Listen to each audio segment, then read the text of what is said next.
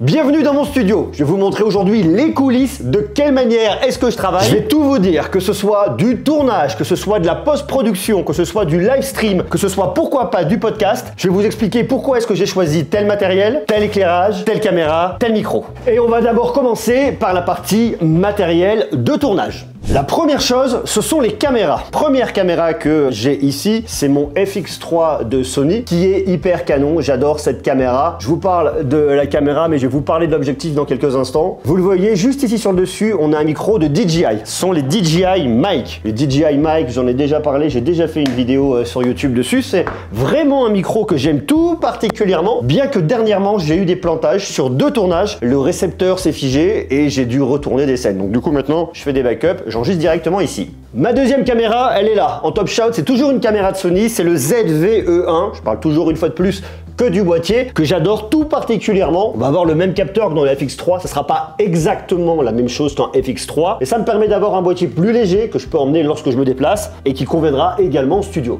Ce boîtier est super cool, et surtout le truc qui est vraiment bien, c'est l'objectif. Objectif de Sony, on est dans la série G, on descend jusqu'à f2.8 qui vous permet d'avoir vraiment un super effet bokeh. J'utilise aussi un autre objectif, pas dans ce studio mais dans un autre, c'est toujours dans la série G de Sony, c'est un 12-24, toujours à f2.8, qui me permettra d'être beaucoup plus près de ma caméra sans déformation, enfin faut pas non plus le mettre comme ça, mais si je le mets à cette distance là, il n'y aura aucun problème, et qui me donnera une image absolument magnifique. Et ça c'est bien. Et dans mon studio, dans mon setup, il me faut un moment faire une pause, que ce soit pour regarder un film, pour écouter de la musique, pour jouer un jeu aussi, il faut couper et prendre du temps pour soi, sinon on devient complètement fou, on travaille tout le temps. Et pour profiter d'une expérience multimédia lors de ces pauses de qualité, rien de tel qu'avoir un système de son cohérent, complet, et c'est aujourd'hui une vidéo qui est réalisée en partenariat avec Yamaha pour vous présenter leur système qui s'appelle TrueX. TrueX se compose d'une barre de son, d'un caisson de basse, mais également de 2 satellites. Comme ça, je profite d'une expérience enveloppante tout autour de moi, avec ici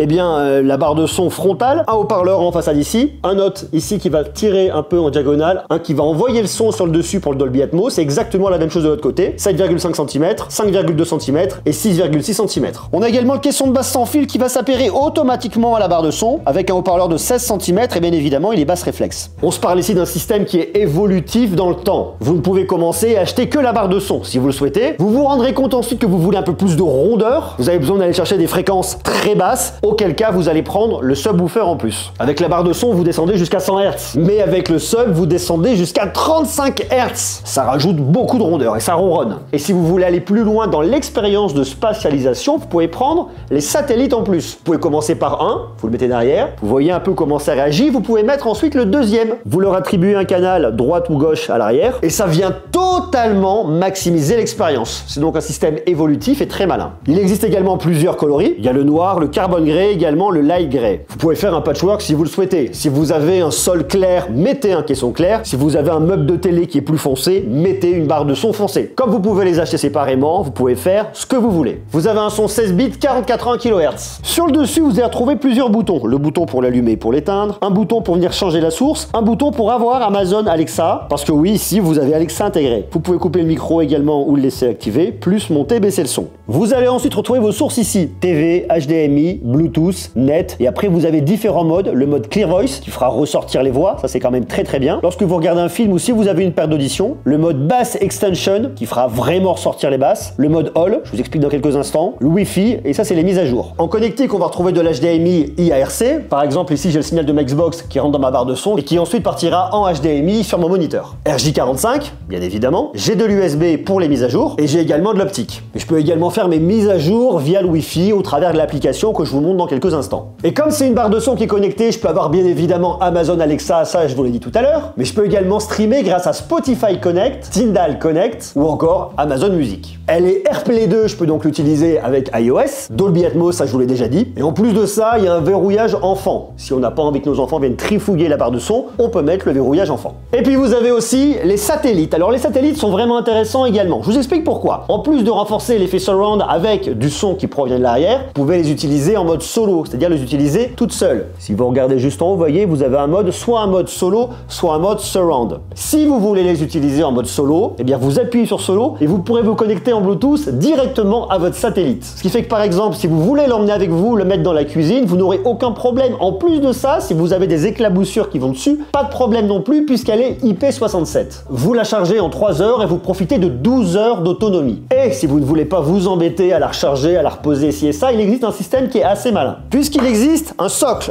qui est très pratique parce que vous allez venir poser votre enceinte dessus, vous voyez, vous avez de la connectique en dessous, vous la posez dessus et elle viendra s'alimenter automatiquement. Et il y a un vrai bénéfice à venir la poser comme ça sur sa base, ce qui fait que lorsque vous allumerez votre système avec votre télécommande, et je vous en parle dans quelques instants, ça allumera non seulement votre barre de son, votre caisson de basse, mais également vos satellites. Si par contre elle n'est pas dessus, eh bien il va falloir venir les allumer directement en appuyant sur le bouton. C'est aussi très rapide, mais c'est quand même extrêmement pratique de savoir qu'elle est d'une alimentée en permanence et que deux, en appuyant sur votre bouton, vous allumez également les satellites. Et ici vous avez un haut-parleur de 5,5 cm et 2 radiateurs passifs. Yamaha livre votre barre de son avec une télécommande qui est bien pensée. En plus de choisir vos sources, TV, HDMI et compagnie, vous allez choisir un mode d'écoute. Stéréo, standard, movie, game. En fait, ça va venir changer la spatialisation. Si vous prenez standard, le son sortira d'ici et d'ici en façade, mais également sur le haut avec le Dolby Atmos. Tandis que si vous mettez movie, vous aurez une voix centrale en plus pour venir renforcer les voix. Et si vous mettez game, eh bien ça s'écartera davantage, ça viendra plus de ce côté-là, également sur le côté extérieur, pour ajouter en sensation d'immersion dans vos jeux. Je vous parle également du mode Clear Voice qui est là, qui fera ressortir les voix, le mode Bass Extension qui permettra d'avoir encore plus de basse. Après, il y a pas mal de petites choses, on peut régler le volume, celui du subwoofer, et puis ensuite le surround en réglant le volume à droite, à gauche. C'est donc une solution qui est complète, qui est intelligente, qui va venir totalement optimiser votre expérience à la maison. Surtout, vous pouvez venir acheter les différents éléments indépendamment. Vous commencerez par la barre de son, ensuite le subwoofer, ensuite un satellite, ensuite 2 satellites. Vous faites ce que vous voulez. Et en plus de ça, je vous en parlais tout à l'heure, il y a un bouton qui est super intéressant, c'est le bouton All ici, qui vous permettra de faire la fête chez vous. Ça enverra un signal mono vers toutes les sources lorsque vous voulez mettre du son dans une grande pièce. Vous mettez la barre de son ici, un satellite par là, un satellite par là-bas. Le son sera homogène dans la pièce et ça, pour faire la fête, c'est extrêmement pratique. Si la solution Yamaha TrueX vous intéresse,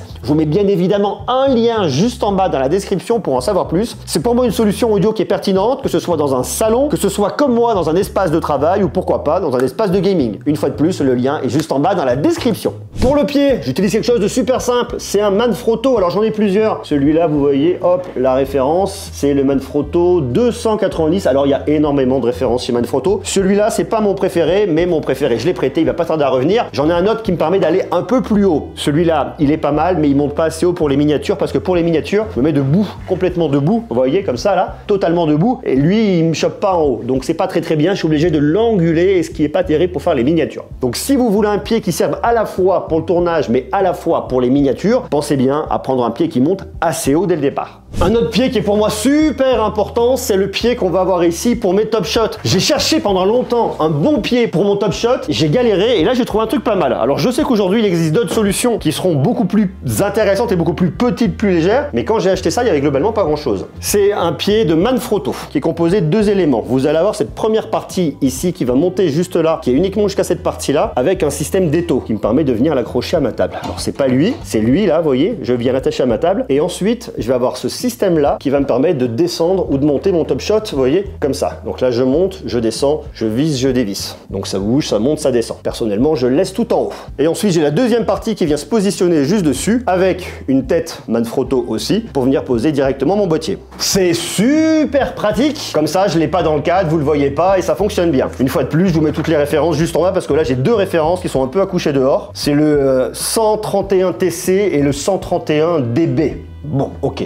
Il faut toujours voir ce qu'on fait lorsqu'on a un top shot. Là, j'utilise un moniteur de Atomos, c'est le Shinobi, qui est très connu. J'aimerais en avoir un peu plus grand, mais bon, pour l'instant, celui que j'ai là me convient relativement bien. Vous le voyez depuis tout à l'heure dans le champ, c'est un pied de Rode pour un micro que j'ai mis là, plus pour la partie musique, parce que là, il y a un coin musique, mais je l'utilise pas pour le broadcast. Je l'ai utilisé à une époque, mais je trouve que c'est pas très pratique parce que vous l'avez toujours dans le champ. Donc même si je me mets comme ça, vous voyez que je vous parle comme ça, bah, vous avez le micro et je trouve ça vraiment pas beau. Je vais vous montrer un autre pied que j'ai de l'autre côté pour la partie podcast et surtout pour la partie live stream qui est bien mieux que celui-là. Celui-là pour la partie musique, il va vraiment bien. Je le positionne comme ça, vous pouvez faire de la musique, pour faire des voix off, ça ira très bien, mais pour le reste, c'est pas terrible. J'ai un autre pied qui est super excellent, qui est vraiment important, c'est celui-là qui permet de tenir mon Aputure 300X. C'est un pied de la marque Avenger. L'avantage qu'il a, c'est qu'il est pas très grand en empattement, il prend pas beaucoup de place au sol. Vous avez des roulettes, on peut le déplacer extrêmement facilement et il est surtout très résistant et très solide. Vous le voyez chez moi, c'est toujours un peu le bazar au niveau des câbles, mais bon voilà, c'est comme ça. Comme ça bouge de toute façon, ça me pose pas de problème. Une bonne caméra c'est bien, mais si vous n'êtes pas bien éclairé, ça ne fonctionne pas. En éclairage, je suis parti ici chez Aputure avec un grand classique qui fonctionne vraiment bien. Regardez, je vous montre, j'ai pris un Aputure 300X. Ça fonctionne super bien, c'est efficace, j'ai absolument aucun problème ici. Alors, il y a l'Aputure, mais il n'y a pas que l'Aputure. J'ai choisi de prendre un Light Dome 2 qui est vraiment bien et qui va permettre d'homogénéiser le flux de lumière sur ma scène. Ma scène, c'est moi, c'est mon fond, c'est ici. Et vous le voyez, ça me permet d'avoir un résultat qui est assez doux. Alors, tout va dépendre bien évidemment de la distance à laquelle je vais le positionner, mais dans l'ensemble, le travail est vraiment bien fait. Et ça ne s'arrête pas là, puisque vous voyez derrière, je vais avoir deux tubes. Ce sont les Amaran PT4C. J'adore ces tubes. Pourquoi? Parce que je peux soit les poser sur des pieds comme ça, soit les prendre à la main. Je peux changer les couleurs extrêmement facilement et ça me permet, comme le fond ici est blanc, eh bien, de pouvoir changer l'ambiance très facilement. Regardez, là, je vais dans mon application. Donc là, je vais avoir mes différents appareils. Je vois que j'ai les deux Amaran en bas. Je vois l'autonomie que je vais pouvoir avoir. J'éteins celui-là. J'éteins celui-là. Vous voyez que derrière c'est tout blanc, donc si je mets pas un peu de couleur pour rehausser tout ça, c'est pas terrible. Avant, j'utilisais quelque chose qui était situé là. J'utilisais ça.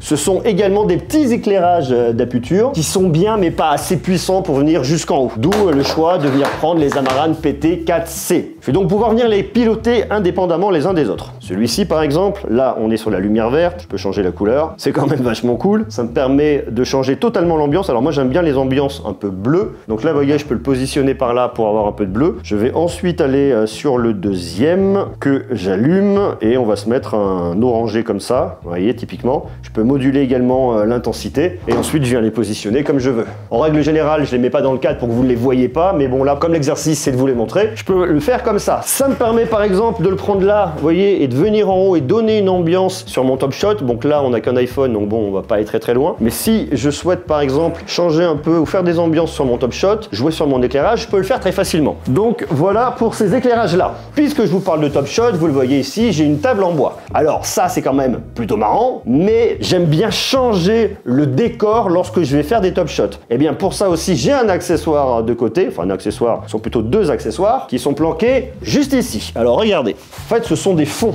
que j'ai dû acheter je crois sur Amazon, ceux-là, qui me permettent d'avoir différents effets. Je vais avoir du bleu, une espèce de vert, un effet plutôt minéral, bois, marbre, j'en ai énormément, vous voyez. Donc ça c'est quand même plutôt pas mal, parce que ça permet de changer les ambiances, de ne pas toujours avoir la même chose d'un point de vue purement visuel. J'essaierai de vous mettre tous les liens dans la description de ce que je vous présente, si jamais ça vous intéresse. Ça me paraît pas mal, faut faire attention, parce que ça peut être un peu fragile, attention où est-ce que vous allez venir le stocker, mais j'adore cette solution et je la trouve vraiment très pratique. En plus d'utiliser les Amaran, j'ai aussi quelques éclairages que je viens piloter, ce sont des éclairages sur les ampoules Philips Hue.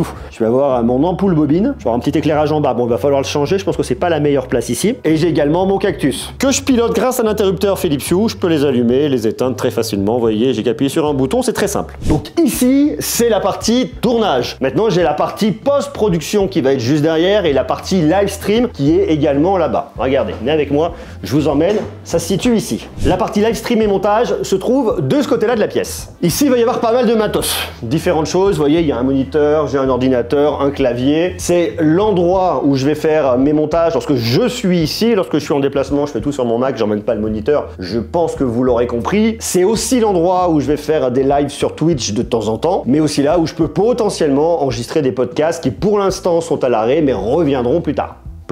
Et de l'autre côté, je vais avoir soit un espace qui me servira de décor avec un peu de matériel que j'ai pu utiliser et des choses que j'aime bien. Ça peut être des véhicules qui m'ont servi à tester des GoPro, vous voyez. Alors il y a mes enceintes Yamaha ici et ici. Je peux avoir un peu l'ancêtre de l'internet, l'ancêtre français surtout de l'internet avec le Minitel et puis un peu de bazar à droite à gauche de tous les côtés. Et de l'autre côté, mon matos qui me servira pour des tournages, en tout cas une partie du matos avec mon compteur Instagram, un peu de matériel matériel vidéo, des caméras d'Insta360, des pieds, vous voyez, c'est un peu le bazar, mais bon voilà, tout est globalement par ici. Il me reste un moniteur également que j'utilise de temps en temps, donc pour l'instant qui est posé là, des aspirateurs robots et puis un peu de carton avec du nanolith, parce que ça c'est quelque chose que je vais mettre aussi, nanolith. Je vais l'utiliser pour continuer le studio, puisqu'au moment où je tourne cette vidéo, il y a encore plein de choses à venir optimiser. C'est pour ça que je ferai d'autres vidéos du studio, pas cette année, là vous avez la version 2024, je ferai une version 2025 qui je pense sera encore améliorée avec d'autres éclairages, probablement encore un décor qui va évoluer, puisqu'il y a toute une partie là-bas que je veux faire évoluer. Je trouve ça plutôt sympa cette partie de décor, mais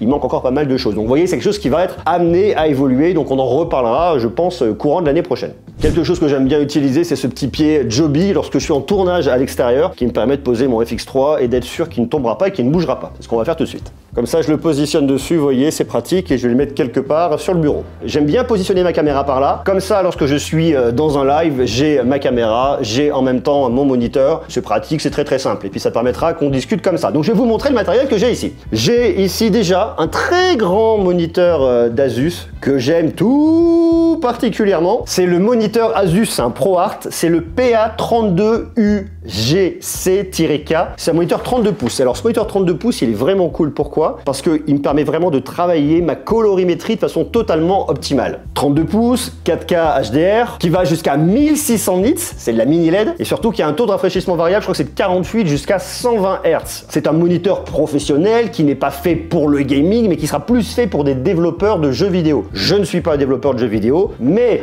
et ça c'est un truc qui est intéressant, sur le côté, j'ai une Xbox là, qui me permet de venir jouer, je vous montre dans quelques instants, le côté plus multimédia lorsque je fais des pauses. On a du HDMI 2.1, FreeSync 2 HDR, et puis on a une sonde de calibration. Enfin, c'est vraiment une petite bombe et qui est vraiment juste extraordinaire pour me permettre de travailler dans les meilleures conditions. C'est vraiment un super moniteur signé Asus, et ça, je dois vous avouer que je l'aime tout particulièrement. Ce que je fais donc, dans mon workflow, soit je vais venir travailler avec un clavier qui est là, clavier de Razer, c'est le Black Widow V4 Pro. Je vous l'ai déjà présenté sur YouTube. Alors vous me direz, le Black Widow V4 Pro, il est plus fait pour PC que pour Mac. C'est vrai, mais néanmoins, il fonctionne quand même pas mal sous Mac. Regardez là, par exemple, j'ai mon Mac. Eh bien, regardez, je prends la petite molette, je tourne, vous voyez.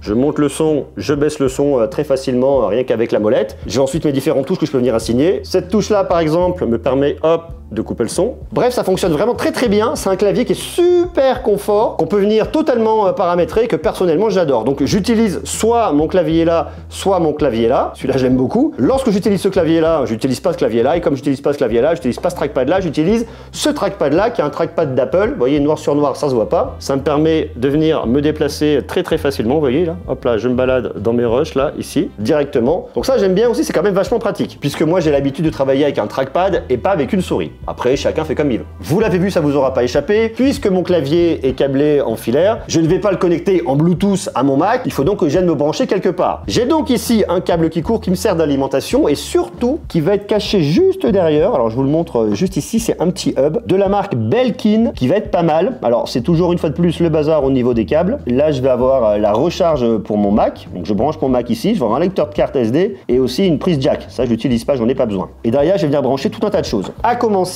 par mon clavier, mais également brancher mon Stream Deck ici, mais également brancher mon moniteur en HDMI. Et vous pouvez brancher beaucoup de choses, c'est très pratique, ça reste très discret, ça fonctionne vraiment bien. Pour le montage de mes vidéos, j'utilise un MacBook Pro 16 pouces, puce M1 Pro, qui fonctionne vraiment bien, et qui pour l'usage que j'en ai, moi en tout cas, de Final Cut Pro, quelques plugins à droite à gauche, pour faire du traitement de texte, pour travailler avec mon navigateur, me convient vraiment bien. Et ce que j'aime bien sur Final Cut Pro, c'est que grâce au petit bouton que je vais avoir ici, eh bien je peux envoyer mon contenu sur mon moniteur supérieur, mais je peux aussi l'enlever. Donc je clique là, vous voyez, ça l'enlève. Je vais avoir un deuxième bureau, et moi ce qui m'intéresse, c'est de venir, hop, cliquer dessus, comme ça au moins je peux venir travailler très facilement. Et lorsqu'ensuite j'ai pas envie de travailler avec mon clavier et mon trackpad, que je veux utiliser uniquement mon moniteur externe, eh bien je viens claquer comme ça, et là j'ai tout mon contenu qui arrive directement là, et là je peux utiliser ensuite mon trackpad externe et venir me balader très facilement, vous voyez, directement dans mes rushs, pour venir faire mon montage très simplement. Là je suppose que vous les avez vus, j'ai deux enceintes de Yamaha sur le côté, ce sont des NX N500, qui sont pas à proprement parler des moniteurs émetteur tel qu'on peut l'entendre en studio, mais par contre sont des enceintes qui me permettent néanmoins de venir travailler sur mon montage et que je trouve extrêmement performantes. Ça, c'est quand même très bien. C'est très facile pour venir connecter vos enceintes à votre ordinateur. Alors, il y a plein de solutions différentes. On peut le faire en Wi-Fi, on peut le faire en Bluetooth, on peut le faire, enfin, il y a plein de manières différentes. Si elles vous intéressent, je vous renvoie sur le site de Yamaha pour aller découvrir parce que je les trouve vraiment intéressantes. Donc, ce que je fais, c'est que dans mon Mac, je viens juste ici, là, je vais cliquer sur la partie audio, je vais retrouver, je l'ai nommé Studio Bluetooth, je clique ici, et ensuite dans Final Cut, j'appuie, et là j'ai le son qui vient directement de là, vous voyez? Donc c'est quand même pas mal, ça me permet d'avoir un son de meilleure qualité que celui que je vais retrouver sur mon MacBook Pro 16 pouces, même si déjà le MacBook Pro 16 pouces a quand même un excellent son. Et lorsque j'en ai marre de travailler et que je veux faire une pause, je claque mon ordinateur, j'allume ma Xbox, je change bien évidemment de source sur mon moniteur. Je suis juste là, j'appuie en haut. J'ai plus qu'à prendre mes manettes de Xbox, les connecter. Alors soit je peux jouer, ça vous le savez, hein, c'est une Xbox S série, c'est la version 1 Tera, donc en termes de stockage, j'ai vraiment ce qu'il faut pour mettre plein de jeux à l'intérieur, c'est vraiment super bien. J'ai plus qu'à venir m'amuser, me divertir. Enfin, il y a énormément de choses que je peux faire avec cette Xbox S série, donc ça c'est quand même très cool. Et là, vous voyez, je me lance là. Et après, j'ai retrouvé ma musique, mes sons, mes jeux. Là, on joue beaucoup à Minecraft Donjon avec mon fils, ça c'est très cool. Et le clou du spectacle, c'est que je vais utiliser mon système Yamaha avec ma barre de son, mon caisson, mes satellites pour avoir une expérience de gaming encore plus immersive. Pour ce faire, je l'allume, bien évidemment. Et il y a un truc tout bête, c'est le fait de venir déplacer, vous voyez mon icône comme ça. Ça me permet de profiter de la spatialisation. Je sens que le son se dépasse d'un côté et de l'autre. Et ensuite, je peux venir jouer un jeu très facilement. C'est immersif, c'est qualitatif, c'est vachement bien. Donc pour jouer à des jeux, pour regarder des films, faire des pauses, faire tout ce que je veux, je trouve ça juste extraordinaire. Alors je sais que vous allez pas vous en rendre compte, mais moi ça me permet d'avoir une meilleure immersion sonore lorsque je joue au jeu avec un son qui vient de l'arrière, avec des vraies basses, un son spatialisé et je trouve ça vraiment bien.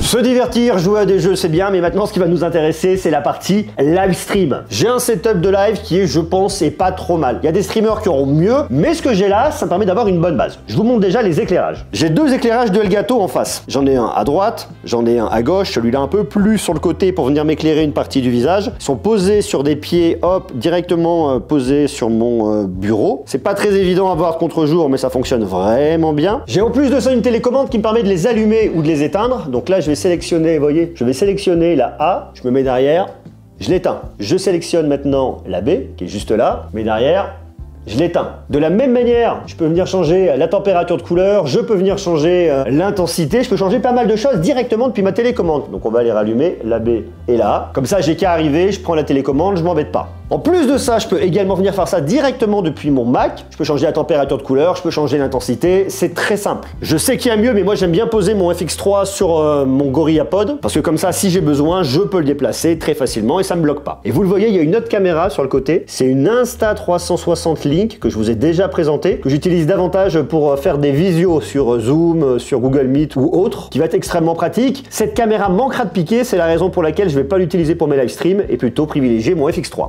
J'ai bien évidemment mon Stream Deck pour venir changer de scène lorsque je fais mes lives. Et j'utilise une super console de Rode, c'est la Rodecaster Duo pour mes lives. Avant j'avais une Rodecaster Pro, mais je la trouve un peu trop grosse pour l'usage que j'en ai moi. La Rodecaster Duo est très pratique. Je vais avoir deux voix que je vais pouvoir venir mettre ici, donc moi et une autre personne si besoin. Pour l'instant je suis tout seul donc ça me va très bien. Ensuite je vais avoir le Bluetooth, je vais avoir mon master, récupérer le son de mon ordinateur, des effets, l'enregistrement est de qualité, le système fonctionne très bien et ça pour le live pour moi c'est vraiment très pratique. Et bien évidemment quand on fait un live il nous faut un micro et là j'ai un micro de top qualité, j'ai un SM7B de Shure que j'adore tout particulièrement avec un super casque aussi, c'est un Beyer Dynamic, c'est le DT770 Pro qui me ferme bien. Là ensuite je viens enregistrer directement, j'appuie sur Rec sur ma console, c'est en train d'enregistrer, alors vous le voyez, je vous mets l'audio tout de suite. La qualité sonore n'est plus du tout la même. Néanmoins je fais pas beaucoup de vidéos avec ce micro là, c'est vrai que c'est quand même beaucoup mieux que le son que je vais avoir, vous voyez on écoute directement tout de suite avec le DJI Mic qui est très bien lorsqu'on se déplace. Mais là c'est sûr qu'on a une qualité audio qui est tout autre entre d'un côté le SM7B qui est magnifique comme micro, de l'autre côté le traitement que j'ai sur la console, ça me permet d'avoir un son totalement optimisé. Et je vous parlais tout à l'heure justement du pied qui n'était pas extraordinaire que j'utilisais sur mon SM7B de l'autre côté, et bien là celui-là est vraiment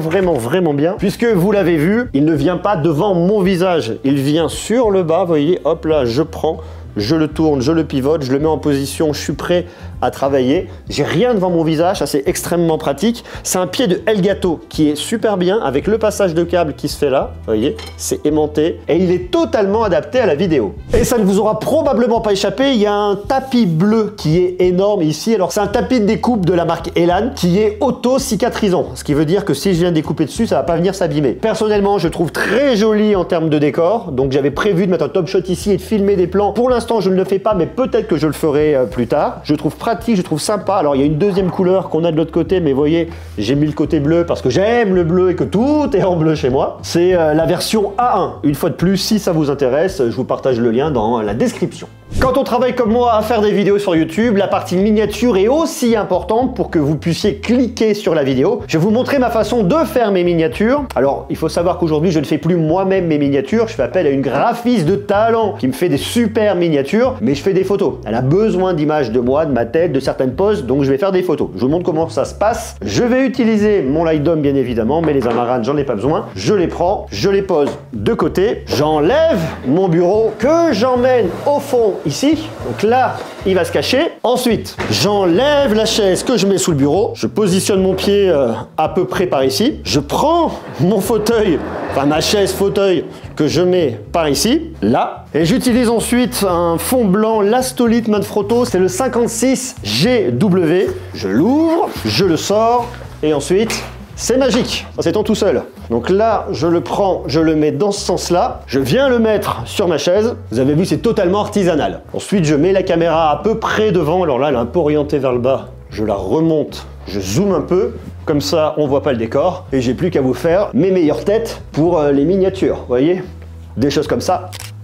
J'en fais énormément. Donc voilà, ça c'est le process pour faire les photos pour mes miniatures. Vous connaissez maintenant tous les secrets de mon studio et toutes mes astuces de tournage. D'ailleurs, est-ce que vous avez vu ma vidéo sur les 9 meilleures innovations 2024? Allez la voir, elle est juste là. Vous m'en direz des nouvelles.